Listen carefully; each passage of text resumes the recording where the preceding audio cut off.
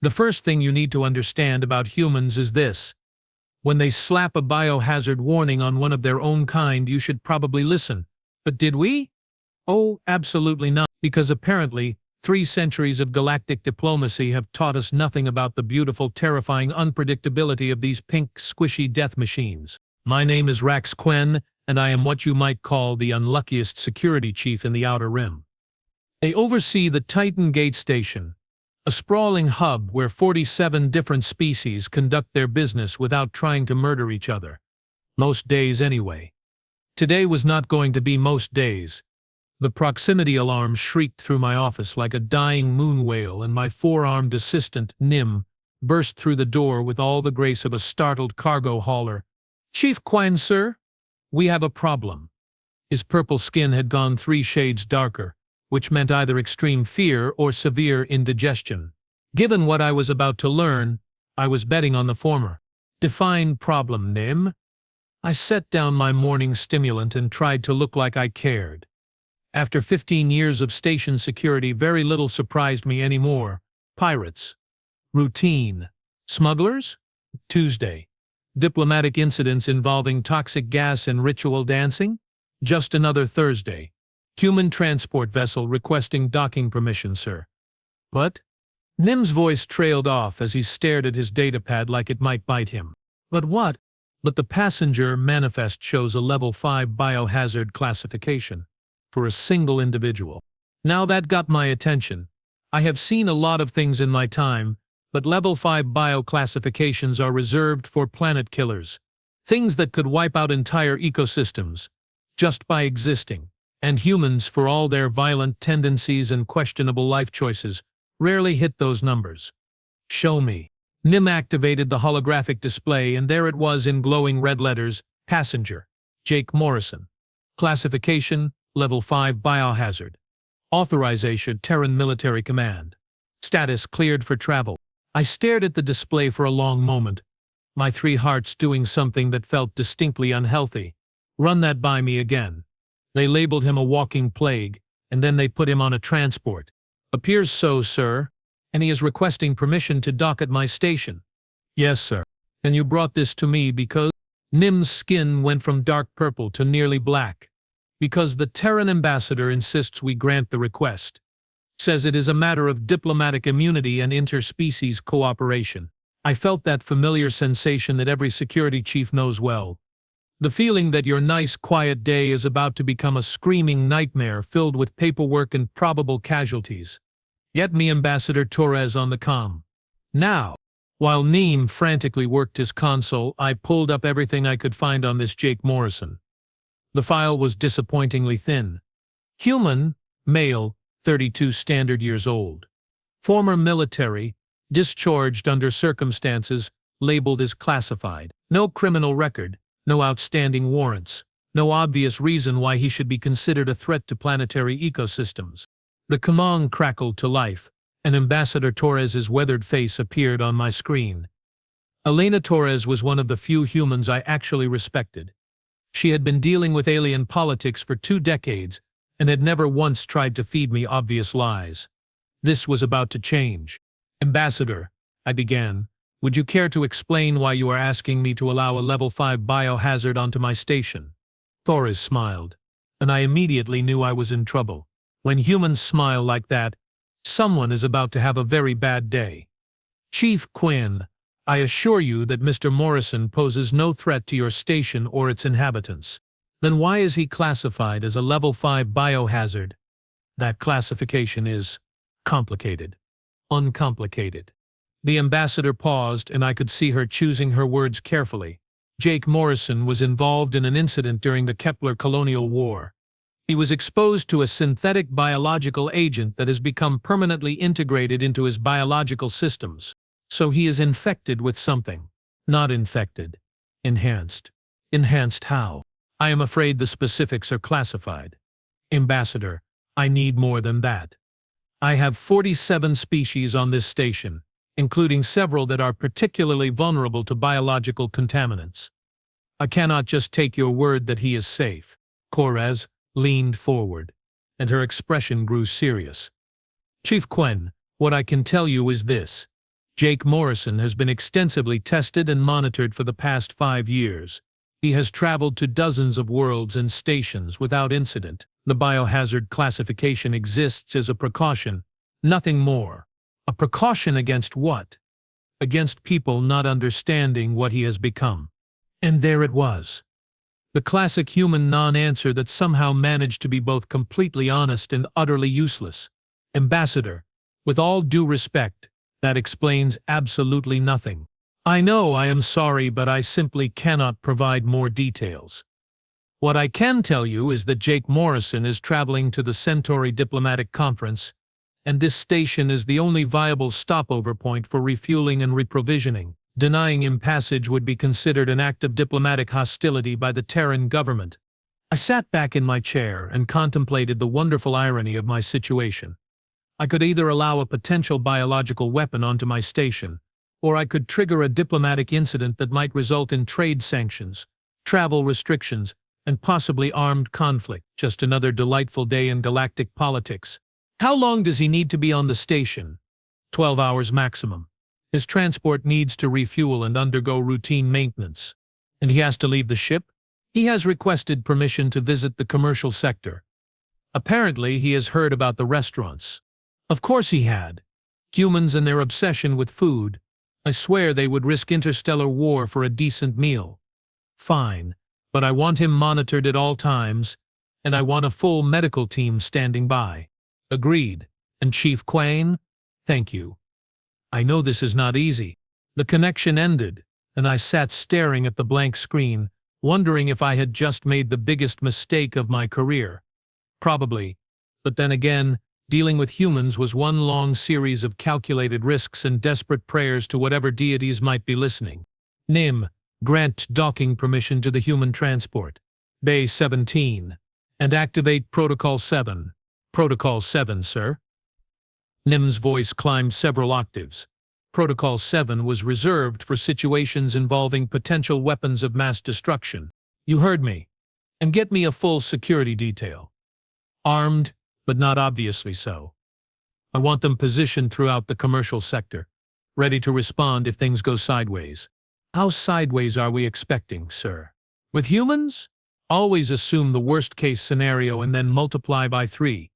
The next 2 hours passed with agonizing slowness.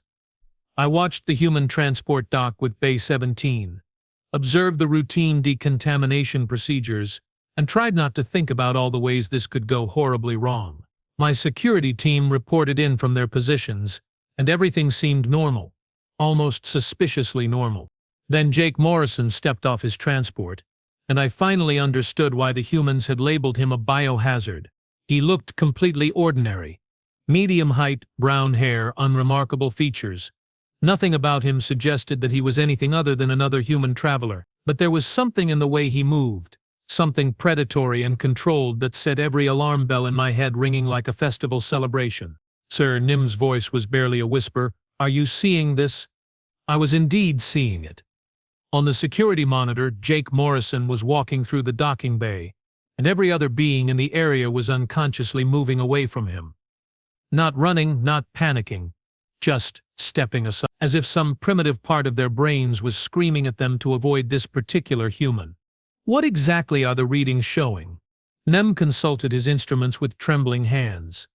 Biological scans are unusual, sir. His heart rate, body temperature, and neural activity are all elevated beyond normal human parameters, but not in a way that suggests illness or distress. Then what? It looks like he is in a constant state of combat readiness, as if his body is permanently prepared for violence. I watched Jake Morrison clear customs with polite efficiency, chat briefly with the dock supervisor, and begin making his way toward the commercial sector. Every step was measured, every glance calculated. This was not a man taking a casual stroll through a space station. This was a predator surveying his territory. Sir, we are getting reports from the commercial sector. Several species are requesting permission to return to their ships. They cite feeling, and I quote, uncomfortable and agitated for no apparent reason. How many? 15 so far. All from species with enhanced threat perception. Perfect. The station's most sensitive inhabitants were fleeing from our biohazard guest, and he had not even done anything yet. Where is he now? Talon's Tavern. He has ordered something called a cheeseburger and is currently engaged in conversation with the proprietor. Talon's Tavern was the closest thing the station had to neutral ground. Run by a gruff old Vorthan named Talon Gray, it catered to beings from across the galaxy and had a strict no-violence policy that was enforced by both reputation and very large security guards. If Jake Morrison was going to cause trouble, that would be the place. I am going down there. Sir, is that wise? Probably not, but I need to see this for myself. I made my way through the station's corridors, noting the unusual emptiness in the commercial sector. Word was spreading, apparently. By the time I reached Talon's, the place was nearly deserted except for a few brave souls and one very calm human sitting at the bar. Jake Morrison was exactly as unremarkable in person as he had appeared on the monitors, but standing 10 feet away from him, I could feel it. A presence, a weight in the air that made my skin crawl and my survival instincts start screaming. It was like standing next to a fusion reactor that might detonate at any moment. You must be Chief Quain. I nearly jumped out of my exoskeleton. The human had not turned around, had not looked in my direction, but somehow he knew exactly who I was. Mr. Morrison, please, call me Jake. He turned on his stool and smiled, and I felt my blood freeze. It was a perfectly normal human smile, friendly and non-threatening. But there was something behind his eyes, something that spoke of violence and death and things that went bump in the void of space. I understand you have some concerns about my presence on your station. I have concerns about anyone labeled as a level 5 biohazard. Yes. Understandable. May I buy you a drink? I find these conversations go better with alcohol. Against every instinct I possessed, I found myself sitting down next to him. Talon Gray, the Vorthan bartender, approached with obvious reluctance and served me my usual. Jake Morrison raised his glass in a mock toast to diplomatic immunity and the wonderful complications it creates. We drank, and I waited for him to explain himself. Humans, in my experience, could rarely resist the urge to justify their actions, especially when those actions made everyone around them nervous. You want to know what I am? He said finally. The thought had crossed my mind. I am what happens when human military science meets human desperation. 5 years ago, I was a perfectly ordinary soldier. Then the Kepler colony was attacked by the Ravager fleet, and suddenly ordinary was not enough. I had heard of the Kepler incident. A human colony wiped out by unknown aggressors, with only a handful of survivors. The official reports were heavily classified, but rumors suggested something far worse than a simple raid. The Ravagers were not like anything we had encountered before. They were not interested in conquest or resources. They just wanted to kill. Every living thing on Kepler was slaughtered. Men, women, children, even the livestock, and they did it slowly, methodically, as if they were conducting some kind of experiment. Jake's voice was steady, conversational, but I could see the muscles in his jaw tightening. I was part of the rescue mission. We arrived too late to save anyone. But we did find something interesting. The Ravagers had left behind biological samples, genetic material designed to enhance aggression, reaction time, and tactical awareness. They had been using it on themselves. So you decided to use it too. I volunteered for the Enhancement program. We needed to understand what we were fighting, and the only way to do that was to become like them. The procedure was extensive. He held up his hand, and I noticed for the first time that his fingernails were slightly longer than normal, ending in points that looked disturbingly sharp. Enhanced bone density, improved muscle fiber efficiency, accelerated healing, heightened sensory perception, and a few other modifications that the medical team prefers not to discuss in polite company. And the biohazard classification. The modifications were designed to be contagious under certain circumstances. High stress, extreme emotion, significant injury. If I am pushed beyond my limits, I become something that could potentially infect others with the same enhancements. Hence the warning label. I sat in stunned silence, processing what he had just told me. The humans had taken enemy bioweapons and used them to create super soldiers. Of course they had. It was exactly the kind of brilliantly insane thing humans would do. Have you ever infected anyone? Once, during a pirate raid on a cargo convoy, 3 of the raiders managed to board my ship and things got intense. 2 of them were dead before they hit the ground, but the third, he survived long enough for the modifications to take hold. What happened to him? Jake's smile returned, and this time it was genuinely terrifying. He decided that being a pirate was not nearly exciting enough. Last I heard, he had joined the Terran Special Forces and was leading assault teams against Ravager installations. So you are telling me that you are a walking biological weapon that could potentially turn others into super soldiers. Only if they survive the initial encounter. Most do not. I finished my drink in one gulp and signaled Talon for another. This was rapidly becoming the strangest day of my career, and that was saying something. Why are you telling me this? Because you deserve to know what you are dealing with. And because I wanted to give you a choice. What kind of choice? You can treat me like a potential threat and have your security teams shadow my every move, which will make everyone nervous and probably result in some kind of incident. Or you can trust that I am exactly what I appear to be. A man trying to get to a diplomatic conference so he can help prevent a war. I studied his face, looking for any sign of deception. Humans were notoriously difficult to read, but this one seemed genuinely sincere. Of course, that could just mean he was better at lying than most. What kind of war? The Ravagers are massing for another assault. Intelligence suggests they are planning to hit multiple human colonies simultaneously, and possibly expand their targets to include allied species. The conference is an attempt to coordinate a joint defense. And your role in this? I am one of the few people who has successfully fought the Ravagers and lived to talk about it. The diplomatic teams want my tactical assessment of their capabilities and recommendations for defense strategies. I considered this information while Talon refilled my glass. If Jake Morrison was telling the truth, then his presence on my station was connected to something far more significant than a simple diplomatic mission. And if he was lying, then I was dealing with something even more dangerous than I had originally thought. Assuming I believe you, why should I care about human problems? Because the Ravagers are not just a human problem anymore. We have confirmed reports of scout ships in Vorthan space, and intelligence suggests they are probing the defenses of at least 6 other species. That got my attention. The Vorthans were one of our primary trading partners, and any threat to them was a threat to the entire Outer Rim economy. How reliable is this intelligence? Reliable enough that the Terran military is willing to share classified tactical data with potential allies. We need help, Chief Quen. The Ravagers are unlike anything the galaxy has seen before, and they will not stop with human colonies. Jake finished his drink and stood up, leaving payment on the bar. I will be on the station for another 10 hours. You can decide how you want to handle that. But I would appreciate it if you kept the security presence subtle. Nothing ruins a good meal like armed guards hovering over your table.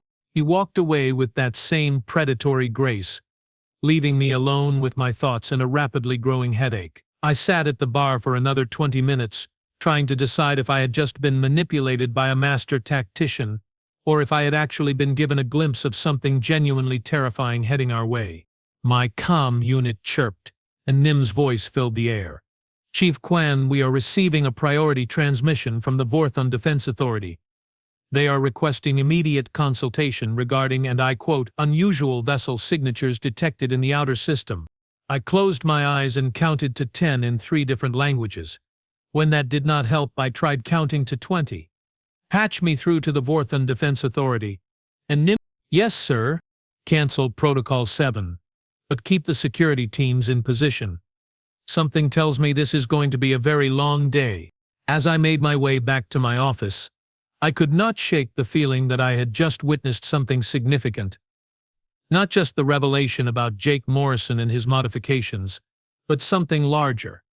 A shift in the galactic balance of power that could change everything. The humans had created a weapon out of their own people, and they were desperate enough to share that information with potential allies. That suggested a threat far greater than anything we had faced before, and somewhere in the back of my mind a small voice was whispering that maybe, just maybe, allowing a walking biological weapon onto my station was the least of my problems. The Ravagers were coming, and the galaxy was about to discover what humans were truly capable of when their backs were against the wall. I had a feeling it was going to be both terrible and magnificent to witness. The Vorthan Defense Authority transmission lasted exactly 4 minutes and 37 seconds. By the time it ended, I was seriously considering updating my emergency evacuation plans and possibly investing in a nice retirement property somewhere far, far away from galactic shipping lanes. "Sir," Nim's voice carried that special quality that meant impending disaster. "The Vorthans are reporting 6 unidentified vessels on an intercept course with our position. Estimated arrival time 3 hours 14 minutes. I stared at the tactical display, watching 6 red dots move steadily toward our location like harbingers of a very bad day. Ship classification: unknown. The vessels are not responding to standard identification protocols, and their energy signatures do not match any known species in the galactic database. Well, that is just wonderful." I rubbed my temples, feeling the beginning of what promised to be a spectacular headache. "Get me a direct line to Jake Morrison." "Sir, he is currently in the Stellar Gardens restaurant, apparently enjoying something called pancakes." Of course he was. The galaxy might be about to end, and the human was eating breakfast food. "Patch me through." The comm crackled, and Jake's voice came through with disturbing calm. "Chief Quen, I was wondering when you would call. You knew about this." "I suspected. The Ravagers have a tendency to follow enhanced humans. Something about our biological signatures appeals to them." "Are you telling me that you led them here?" "No, I am telling you that they would have found this station eventually anyway. My presence just accelerated the timeline. I felt my 3 hearts trying to perform synchronized cardiac events." "How accelerated? Without me here? Maybe 6 months? With me? Well, you have about 3 hours to prepare for the worst day of your professional career. And you did not think to mention this earlier. Would it have changed your decision to let me dock?" I considered this for a moment. Probably not. Diplomatic immunity was diplomatic immunity, even when it came with a side order of galactic extinction. "What do you need?"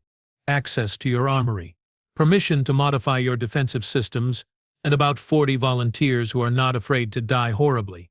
I can give you the first 2. The volunteers might be harder to come by." "Do not worry about the volunteers. They will come." The connection ended, and I sat staring at the tactical display, watching those 6 red dots grow closer. 3 hours to prepare for an enemy that had wiped out an entire human colony and was apparently attracted to biologically enhanced super soldiers. Just another typical day in space station management. "NIM, activate Station Defense Protocol Alpha. All civilian vessels are to evacuate immediately. Commercial operations are suspended. And get me Captain Torres of the station security force." "Sir, what about the diplomatic vessels currently docked?" "They can leave, or they can fight. Their choice." Captain Torres arrived in my office 7 minutes later, looking like a man who had just been told his life insurance premiums were about to increase dramatically. Marcus Torres was Elena's younger brother, a career military officer who had transferred to station security after losing an arm in the Centauri border conflicts. He was competent, experienced, and about to face something that would make the border conflicts look like a peaceful negotiation. "Chief, what exactly are we dealing with?" I activated the holographic display and showed him the tactical situation. 6 unidentified vessels. Unknown capabilities. Estimated arrival in just under 3 hours. Our guest, Mr. Morrison, believes they are Ravagers. Harris went pale. "The species that hit Kepler colony." "The same. Morrison thinks they are attracted to his biological modifications. He has requested access to our armory and permission to modify our defensive systems." "Do we trust him? Do we have a choice?"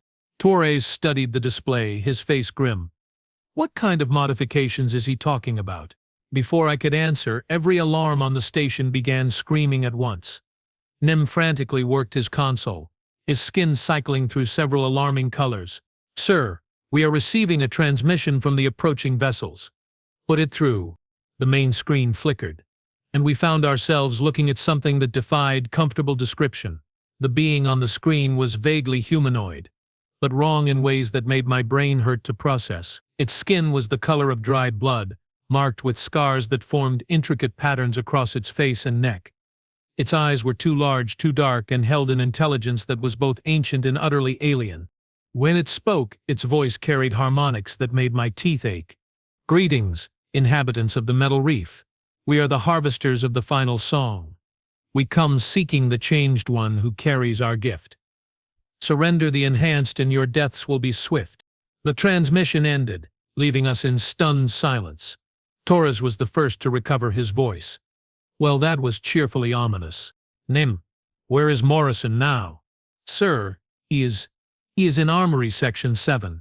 How did he get clearance for that? I was beginning to suspect that clearance was not something Jake Morrison worried about overmuch. Get me a security feed from that section. The screen switched to show the interior of our primary weapons storage facility. Jake Morrison was moving through the racks of equipment with the efficiency of someone who knew exactly what he was looking for. As we watched, he selected a military-grade plasma rifle, checked its charge, and then picked up what appeared to be enough ammunition to fight a small war. Should we stop him? Torres asked. With what? He just told 6 alien ships full of genocidal maniacs to come and get him. I think we are past the point of normal security protocols. My comm unit chimed with an incoming message. Morrison's voice filled the room, now carrying an edge that had not been there before. Chief Quen, I need you to evacuate all non-essential personnel to the central core. The Ravagers will try to board at multiple points, and they will kill anything that moves. How do you know their tactics? Because I have fought them before, and because some part of me remembers what it was like to be one of them. That statement hung in the air like a toxic cloud. Torres and I exchanged glances, both of us processing the implications. Jake Morrison had not just been enhanced with captured Ravager technology. He had been partially transformed into one of them. Morrison, are you still human? Most days. Today, we will find out. The tactical display updated, showing the 6 vessels entering our defensive perimeter. They moved with predatory grace, splitting into attack formations that spoke of long experience in ship-to-ship combat. Our automated defense systems engaged, sending streams of plasma fire toward the intruders. The Ravager ships danced through our defensive fire like it was nothing more than colored lights. Their hulls absorbed direct hits that should have vaporized them, and they returned fire with weapons that tore through our shields like tissue paper. Sir, Defensive Grid 7 is offline. They are targeting our weapon emplacements with surgical precision. I watched our carefully planned defenses crumble under assault from ships that seemed to know exactly where to hit us. How are they doing this? They learn, Morrison's voice came through the comm, now tinged with something that might have been anticipation. Every battle, every encounter, every death teaches them something new. They have been studying human defensive strategies for years. Then how do we fight them? We stop fighting like humans. On the tactical display, 3 of the Ravager vessels broke away from the main assault and headed directly for our docking bays. Boarding parties. Just as Morrison had predicted, Torres, get your teams to the docking levels. Standard suppression protocol. What about Morrison? Let him do whatever he thinks he needs to do. At this point, our best strategy is controlled chaos. The next 20 minutes passed in a blur of tactical updates, casualty reports, and the gradually dawning realization that we were losing. The Ravagers had breached docking bays 3, 7, and 15. Our security teams were falling back under assault from enemies that seemed to shrug off weapon fire that should have dropped them instantly. Sir Captain Torres is requesting immediate backup at Bay 7. His teams are being overrun. I could hear the battle through the comm system. Plasma fire, shouted orders, and underneath it all a sound that made my skin crawl. The Ravagers were not just killing our defenders, they were enjoying it. Where is Morrison? Sir, I have lost his signal. He appears to have disabled his tracking beacon. Find him. Sir, we have multiple security breaches throughout the station. I do not have the resources to track one individual. That was when the lights went out. Emergency power kicked in a moment later, bathing everything in the red glow of crisis lighting. The tactical display flickered and stabilized, showing a station under siege from an enemy that was methodically taking apart our defenses. Chief Quen Torres's voice came through static-filled comm. You need to see this. What is it? Morrison. He is? Christ, I do not know how to describe this. The security feed from Docking Bay 7 showed a scene from a nightmare. Ravager boarding parties had overwhelmed our defenders and were advancing through the corridors with mechanical precision. They moved like a coordinated organism, each individual perfectly synchronized with the others. And then Jake Morrison stepped into view. He had changed. Not physically, not in any way that the cameras could capture, but something fundamental had shifted. He moved differently now, with a predatory fluidity that was disturbingly familiar. Because I had seen it before in the recordings of Ravager assault teams. The first Ravager that saw him stopped moving. Just stopped, as if someone had thrown a switch. The others followed suit, their synchronized advance grinding to a halt as they stared at the human walking toward them. Morrison said something. The audio pickups could not capture the words, but the effect was immediate and terrifying. The Ravagers began to move again, but not toward him. They turned on each other.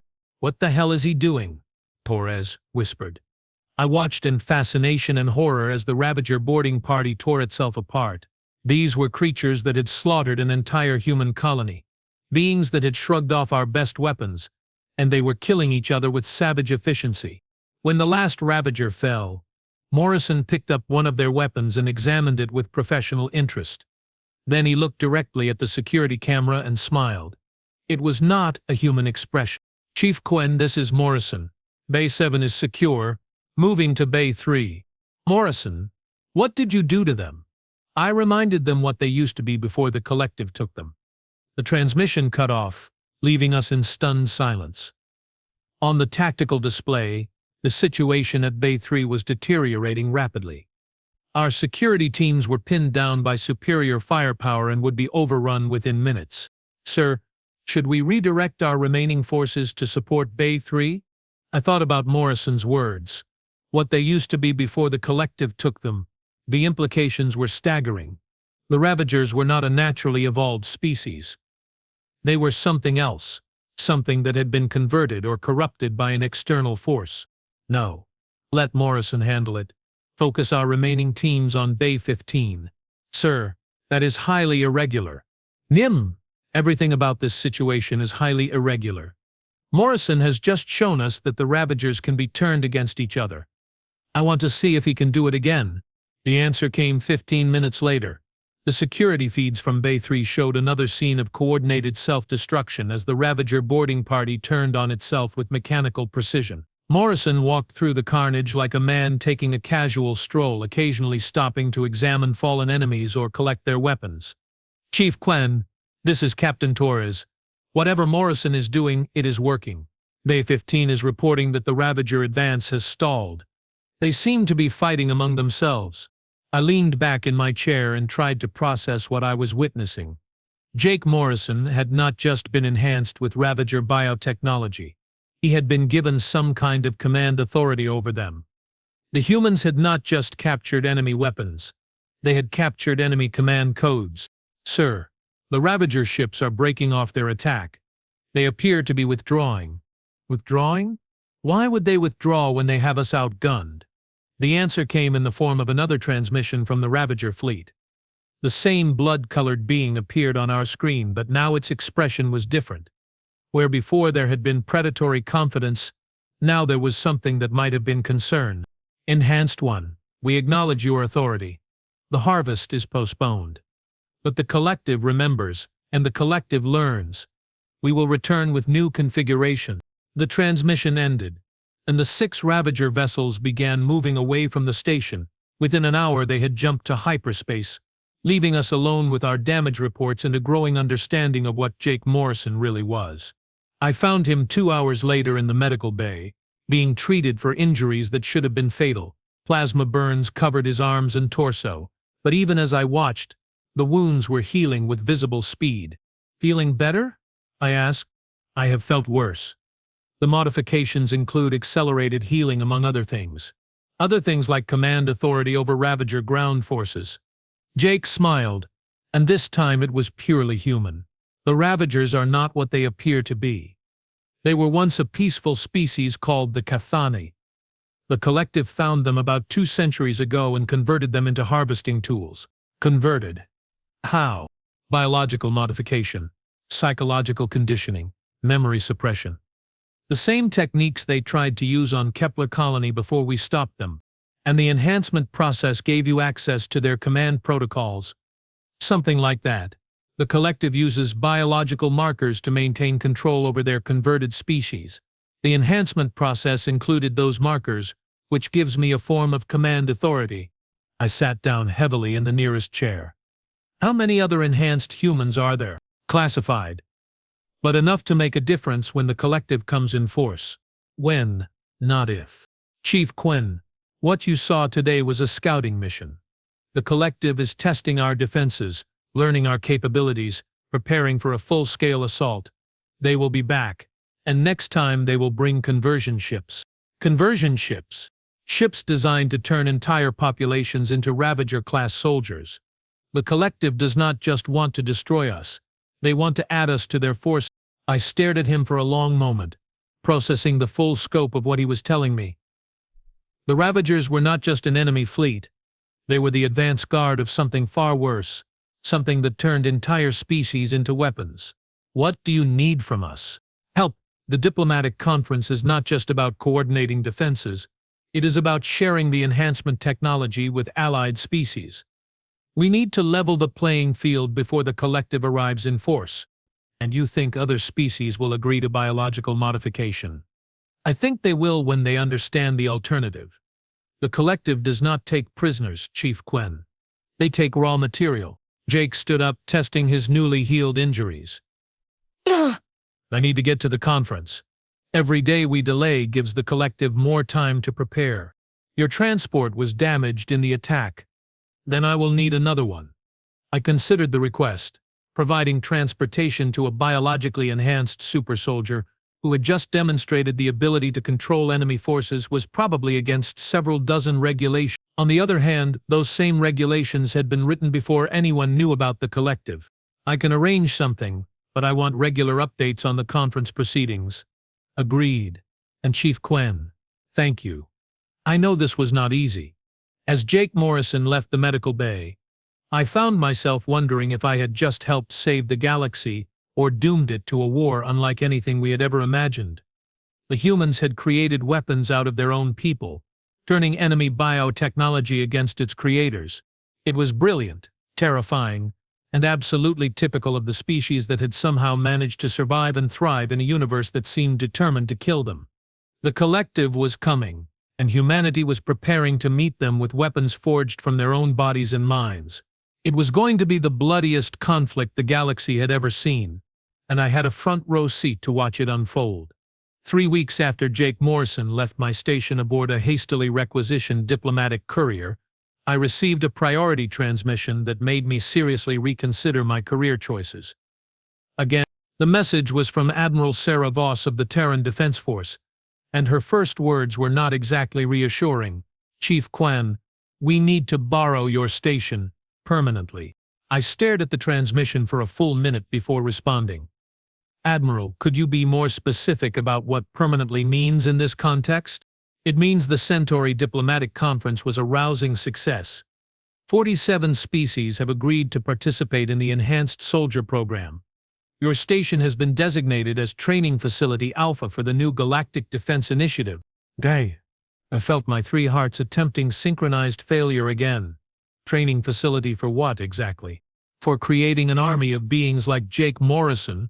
The collective is massing for a full-scale invasion, and we need soldiers who can turn their own forces against them.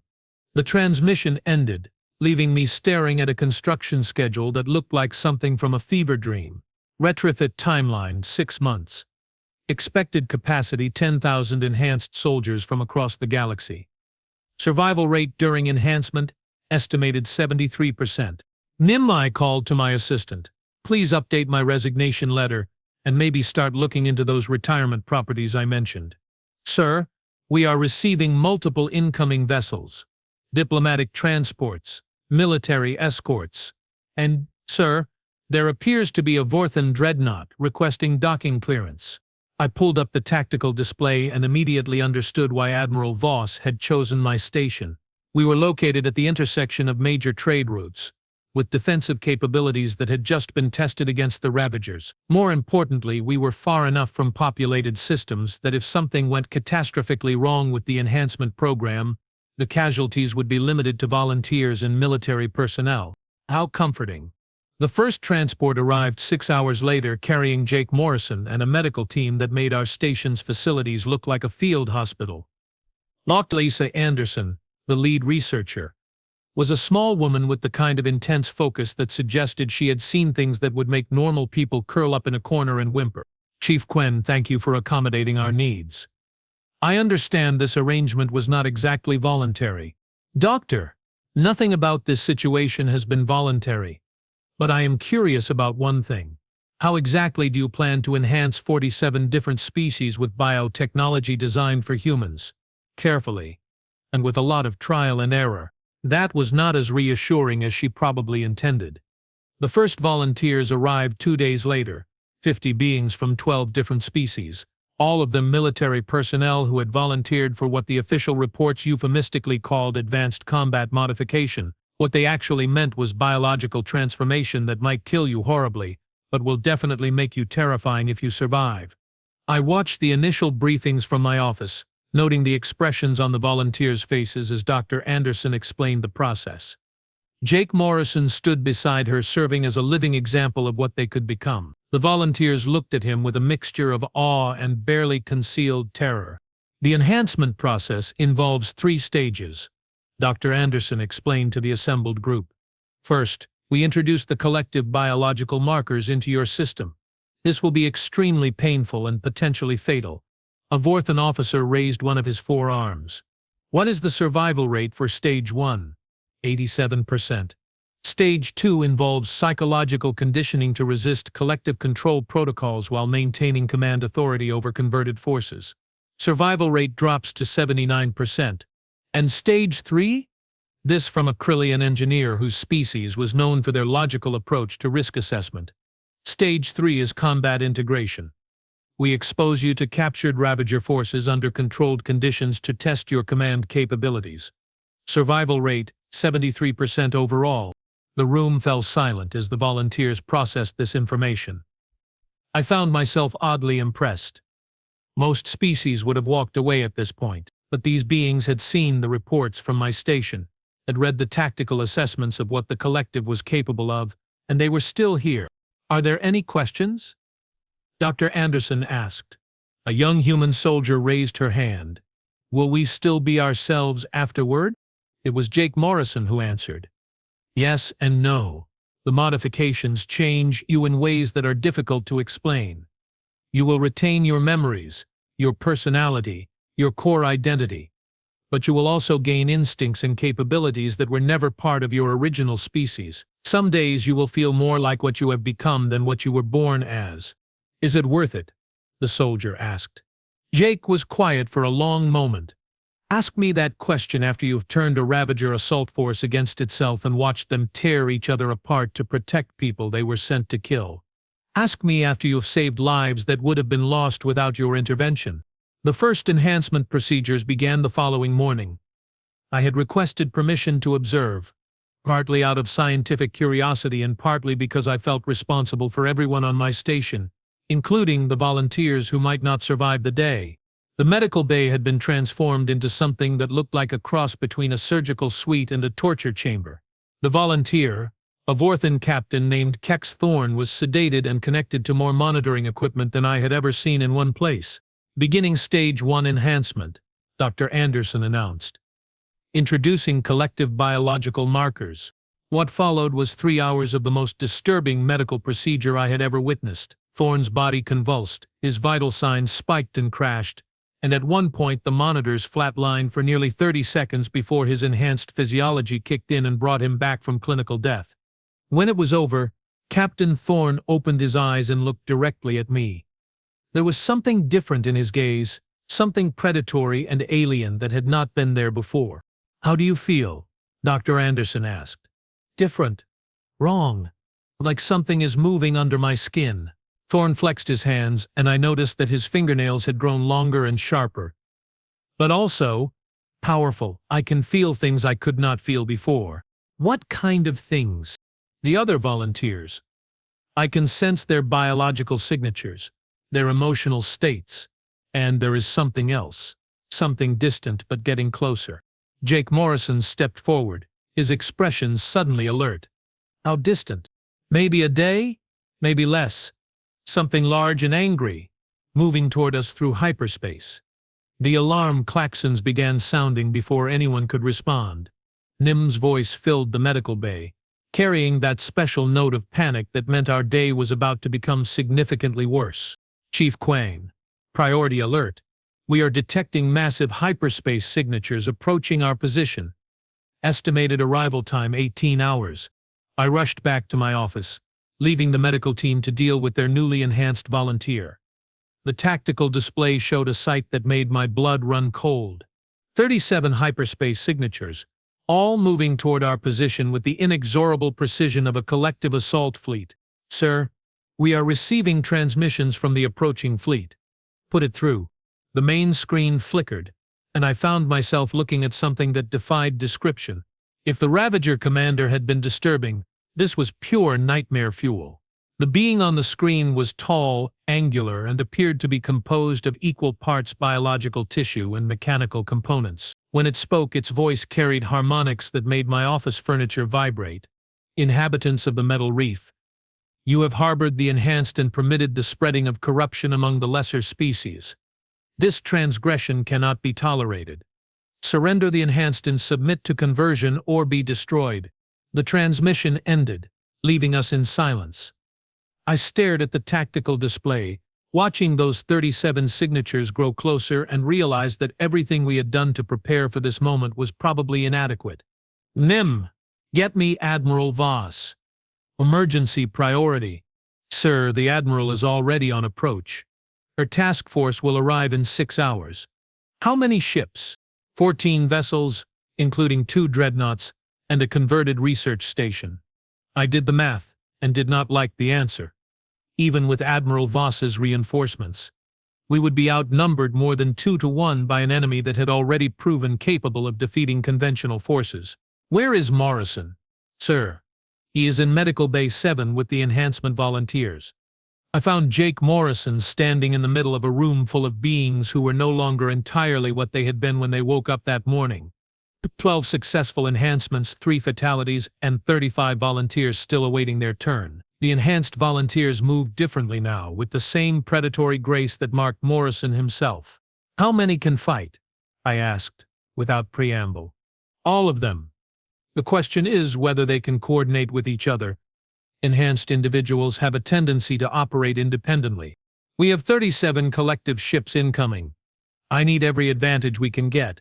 Morrison nodded grimly. Then we accelerate the program. Dr. Anderson, how quickly can we process the remaining volunteers? Jake, the survival rate drops significantly if we rush the procedure. Doctor, the survival rate drops to 0 if we do not have enough enhanced soldiers to turn the collective forces against themselves. The next 12 hours were a blur of emergency medical procedures, tactical planning, and the gradual realization that we were about to participate in something unprecedented in galactic history. Not just a battle between conventional forces, but a war between different concepts of what sentient life could become. Admiral Voss arrived with her task force just as the enhancement procedures were completing. Her flagship, the Terran dreadnought Indomitable, docked at Bay 1 with military precision. The Admiral herself was exactly what I had expected. A career military officer with the kind of calm intensity that suggested she had seen enough combat to know when things were about to get very bad. Chief Quinn. Status report. 28 enhanced soldiers from 8 different species. Unknown combat effectiveness. 1 station with upgraded defensive systems and a human super soldier who may or may not be able to control enemy forces. That will have to be enough. The collective fleet will drop out of hyperspace in 4 hours. Are your people ready? I looked around the command center, noting the enhanced volunteers positioned at tactical stations throughout the room. They moved with eerie coordination, as if responding to signals I could not perceive. Jake Morrison stood at the center of it all, his expression calm but alert, as ready as we can be for something this insane. The collective fleet arrived exactly on schedule, dropping out of hyperspace in perfect formation, 37 vessels ranging from escort frigates to massive conversion ships that dwarfed anything in our combined fleet. They moved toward our position with mechanical precision, their formations speaking of long experience and overwhelming resistance. Sir, the collective ships are launching fighters, estimated count over 400. I watched the tactical display fill with red dots representing incoming death. Our combined fleet had maybe 60 fighters, and most of those were conventional designs that had never faced collective technology. Morrison, this would be an excellent time for one of your tricks. Jake stepped forward to the communications console. Open a channel to the collective fleet. Are you insane? Admiral Voss demanded. Probably. But insanity has worked so far. The main screen flickered, showing the angular nightmare that commanded the collective fleet. When it spoke, its mechanical voice carried absolute certainty. Enhanced One, you have corrupted the lesser species with our gifts. This cannot be permitted. Surrender now and your conversion will be gentle. Jake Morrison smiled, and for the first time since I had met him, the expression was genuinely terrifying. Collective Prime, you misunderstand the situation. These beings were not corrupted by your gifts. They were liberated by them. Impossible. The lesser species cannot comprehend the true purpose of enhancement. Cannot they? Jake gestured to the enhanced volunteers around the command center. Tell me, Collective Prime, what do you sense from them?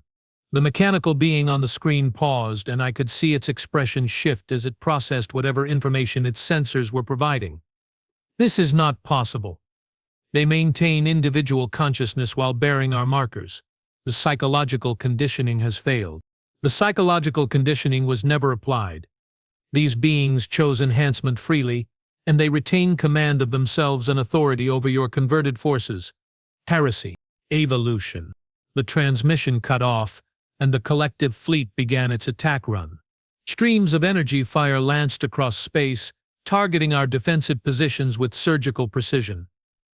But something was wrong with their formation. The fighter swarms that should have been coordinating their assault were breaking apart, individual squadrons turning on each other with vicious efficiency. What the hell is happening out there?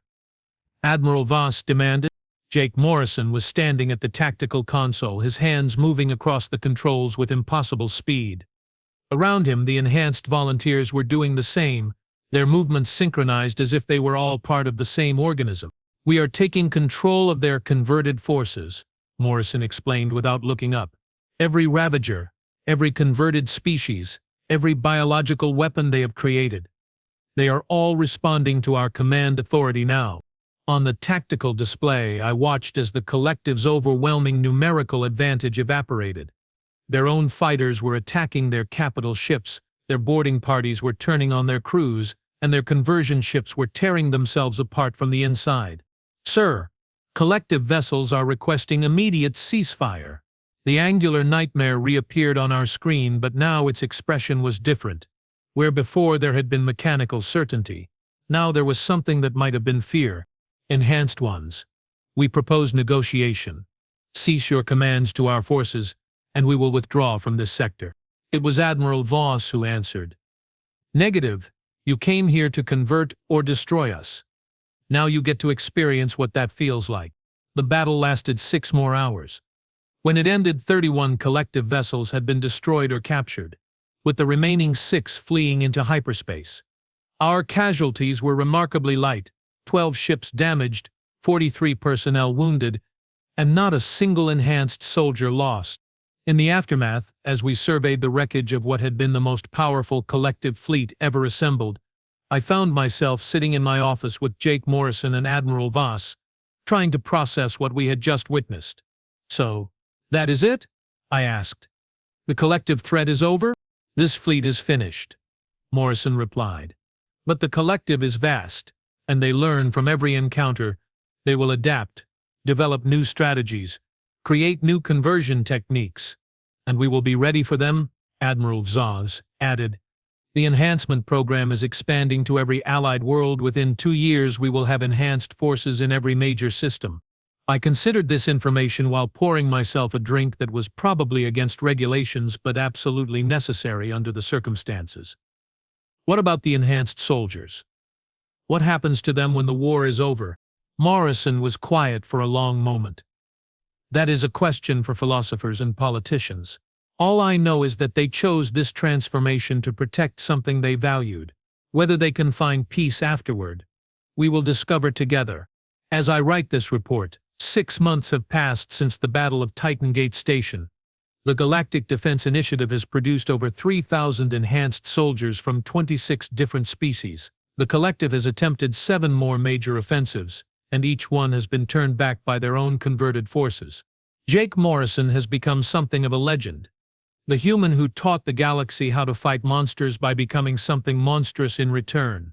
The enhanced soldiers are feared and respected in equal measure, walking weapons who retain their humanity while wielding the power of their enemies. And me? I am still chief of security for what is now the most important military installation in the Outer Rim.